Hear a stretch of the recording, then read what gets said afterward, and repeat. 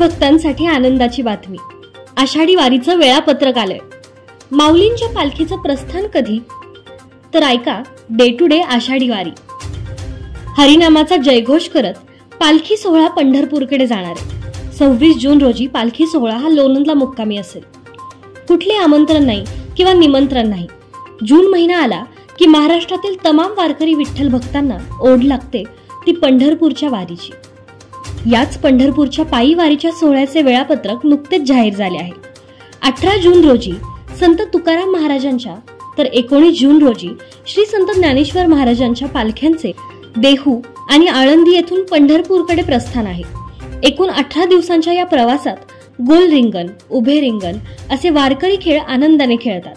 हरिनामाचा जयघोष करत पालखी सोहळा पंढरपूरला जाणार आहे. यावर्षी लोणंदला श्री संत ज्ञानेश्वर महाराज पालखी सोहळा 1.5 दिवसाच्या मुक्कामासाठी येणार असून दिनांक 26 रोजी दुपारी 4 पर्यंत सोहळा लोणंद नगरीत प्रवेश करेल. दिनांक 27 रोजी दुपारी 1 वाजता सोहळा तरडगावकडे प्रस्थान करेल. दरम्यान दुपारी 3च्या सुमारास माऊलींचे पहिले उभे रिंगण चांदोबाचं लिंब येथे संपन्न होईल. संत ज्ञानेश्वर महाराज आषाढी वारी वेळापत्रक पुढील प्रमाणे. 19 जून माऊली पालखी प्रस्थान आळंदी. 20 जून आळंदी ते पुणे. 21 रोजी पुणे मुक्काम. दिनांक 22 व 23 रोजी सासवड मुक्काम. 24 रोजी जेजुरी. दिनांक 25 रोजी वाल्हे. दिनांक 26 रोजी लोणंद मुक्काम. दुपारी 12 वाजता माऊलींना निरास्नान.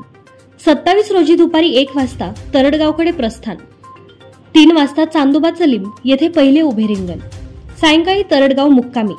दिनांक 28 रोजी फलटण. दिनांक 29 रोजी बरड. दिनांक 30 रोजी बरड येथे गोल रिंगण करून नातेपुते मुक्कामी. 1 जुलै माळशिरस सदाशिवनगर येथे गोल रिंगण. दिनांक 2 जुलै रोजी माळशिरस ते वेळापूर मुक्काम. खुडूस येथे गोल रिंगण. दिनांक 3 जुलै रोजी भंडी शेगाव ठाकूरबुवा समाधी गोल रिंगण आणि टप्पा येथे बंधू भेट सोहळा. दिनांक 4 जुलै रोजी भंडी शेगाव येथे वाखरी मुक्काम.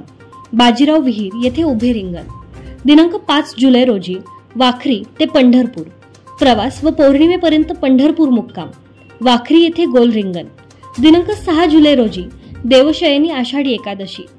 दिनांक 10 जुलै रोजी पंढरपुरातून आळंदीकडे परतीचा प्रवास सुरू होईल.